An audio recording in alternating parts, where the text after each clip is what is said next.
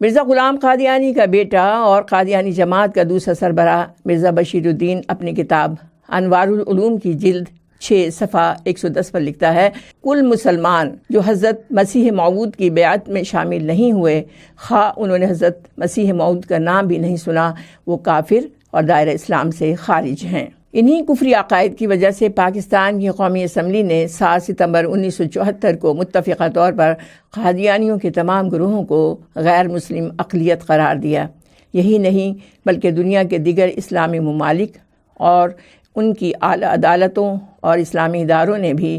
क़ादियानियों को मुत्तफ़िक़ा तौर पर काफिर करार दिया। चुनांचे मुसलमान ममालिक की आलमी नुमाइंदा तंजीम इंटरनेशनल इस्लामिक फ़िक़्ह अकेडमी, जो कि OIC का ज़ैली इदारा है, उसने भी क़ादियानियों के तमाम ग्रोहों को इनके कुफ्रिया अक़ाइद की बिना पर काफिर और दायरा इस्लाम से खारिज करार दिया।